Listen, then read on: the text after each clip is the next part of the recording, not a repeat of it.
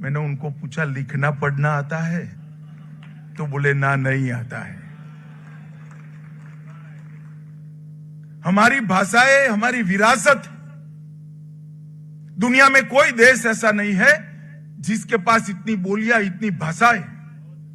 हमारा व्याकरण इतना समृद्ध है कि मैं दावे से कह सकता हूं दुनिया की सबसे पुरानी भाषाएं हमारे देश की भाषाओं के व्याकरण के आगे बहुत कम है, ओछी। अगर ये विरासत हम गंवा बैठते और कुछ भी प्राप्त करते हैं तो हमने कुछ प्राप्त नहीं किया।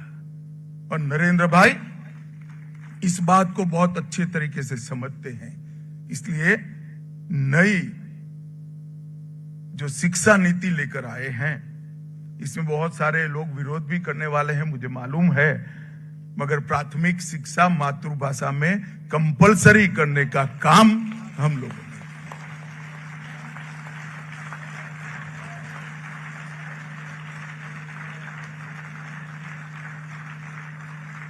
मेरे घर में भी 2 पोतियां हैं, वो संस्कृत सीखे, वो गुजराती सीखे, इसलिए मैं खुद समय देता हूं। उसकी स्कूल में भी जाकर चर्चा करता हूं कि आपकी टीचर गुजराती व्याकरण ठीक नहीं सिखाती।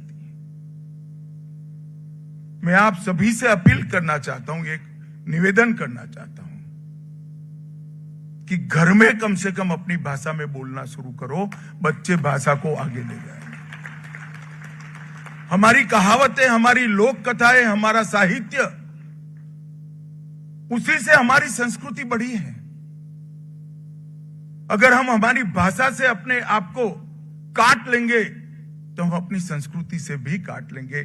कोई दिन ऐसा आएगा कि देश में वृद्धाश्रम बनाने की बहुत बड़ी जरूरत पड़ जाएगी। अगर दादा और पोती की भाषा एक नहीं रही तो दादा से जुड़ेंगे नहीं, दादा से नहीं जुड़ेंगे तो देश और संस्कृति से भी नहीं जुड़ेंगे। क्योंकि किसी के माँ बाप को समय नहीं होता है भाई, किसी के माँ बाप को समय नहीं होता है, समय तो दादा दादी को ही होता है। तो जब तक बच्चों को हमारी भाषा हम न सिखाएं, इसको आगे न बढ़ाएं, हमारी भाषा को अगली पीढ़ी को सौंप कर न जाए, हमारा दायित्व समाप्त नहीं होता है। मैं आज युवा पीढ़ी को देखकर आश्चर्यचकित हो जाता हूं और सोचता हूं कभी कि मेरे पिताजी माताजी मेरे साथ इस तरह की भाषा में प्रयोग करते तो मैं गुजराती बोल सकता क्या? मैं बहुत छोटा था तब, मेरी बात ध्यान से सुनिएगा, बहुत महत्वपूर्ण है।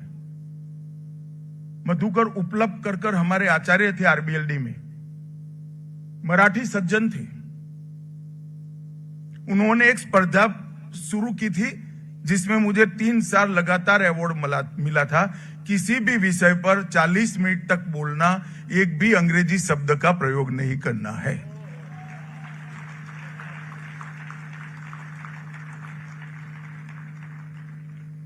और आपको आश्चर्य होगा कि 1 से 10 सभी नंबर मुझे मिले थे, बाकी सारे बच्चे अंग्रेजी शब्द का प्रयोग कर ही लेते थे। हमारी भाषाओं को संभालना, संजोना, उसको ज्यादा सार्थक बनाना, इसको लचीली बनाना, इसकी सखियों से हमारे शब्दकोश को समृद्ध बनाना। अगर कोई शब्द गुजराती भाषा में है, मराठी में नहीं है, तो मराठी भाषा अगर वो शब्द स्वीकार कर लेती है तो मराठी भी समृद्ध होगी और गुजराती भी ज्यादा लंबा जी। अगर कोई शब्द गुजराती भाषा में नहीं है और मराठी में अच्छा है तो गुजराती भाषा ने भी ओपन होकर अपनी सखी मानकर, अपनी मौसी मानकर वो शब्द को ले लेना चाहिए और शब्दकोश को समृद्ध करना चाहिए। राजभाषा और स्थानीय भाषाओं का विभाग मेरे पास है, गृह मंत्रालय में है। इस पर गृह मंत्रालय ने बहुत सटीकता से काम कर रहा है और हिंदी शब्दकोश का हमने विस्तार किया है और 22,831 शब्द देश भर की स्थानीय भाषाओं से लाकर हिंदी को हमने संपूर्ण भाषा बनाने की दिशा में काम किया। और मैं मानता हूं कि सभी ने अपनी अपनी मातृभाषा के लिए काफी कुछ करना चाहिए। मुंबई समाचार एक दृष्टि से एशिया का सबसे पुराना समाचार पत्र है, विश्व का तीसरे नंबर का सबसे पुराना समाचार पत्र है और विश्वसनीयता का सवाल है तब विश्व में विश्वसनीयता बरकरार रखने वाला एकमात्र समाचार पत्र है। और जैसे मैंने कहा, ये 200 साल भारत के इतिहास में बहुत उतार चढ़ाव के साल रहे। आजादी के 75 साल और अब आगे का रास्ता प्रशस्त भी है, स्पष्ट भी है, यशस्वी भी है। मगर 125 साल आगे के सन 47 के पहले के ये बहुत उतार चढ़ाव वाले थे। वो उतार चढ़ाव वाले सभी वर्षों में गुजरात समाचार ने कभी मुनाफे का ध्यान नहीं रखा, पत्रकारिता का धर्म को आगे बढ़ाने का काम किया और इसके लिए सच अर्थ में गुजरात समाचार मुंबई समाचार अभिनंदन का पात्र है। और आपने जो डॉक्यूमेंट्री बनाया है वो 50 मिनट का है। एक भी मिनट एडिट करे बगैर हिंदी और अंग्रेजी में इसको जरूर डब करना चाहिए। पूरे देश को मालूम पड़ना चाहिए। एक स्थानीय भाषा का अखबार 2 सेंचुरी झड़कर आज वैसे ही क्रीज पर टिका हुआ है और निश्चित रूप से तीसरी सेंचुरी लगाने के मूड में है। तो आपने इसको आगे ले जाना है। देश आगे बढ़ रहा है। हम 11वीं अर्थव्यवस्था से 5वीं अर्थव्यवस्था पर पहुंचे हैं। दुनिया पूरी आज डार्क जोन में एक ब्राइट स्पॉट अगर किसी को मानती है तो हमारे भारत को मानती है। और G20 में सबसे ज्यादा विकास दर आज हमारा है और बहुत कम समय बाकी है कि हम देश की दुनिया की तीसरे नंबर की अर्थव्यवस्था बनने जा रहे हैं।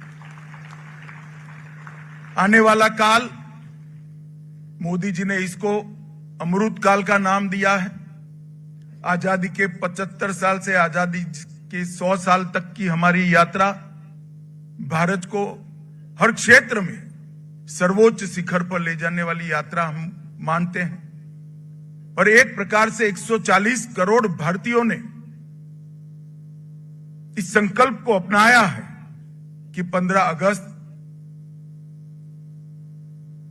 2047 जब आएगा तब हर क्षेत्र में विश्व में भारत नंबर 1 होगा। और मित्रों, ढेर सारी चुनौतियां प्रिंट अखबारों के सामने समय ने खड़ी की हैं और विशेषकर जो भाषा भाषी प्रिंट अखबार हैं उन पर तो और चुनौतियां मंडरा रही हैं।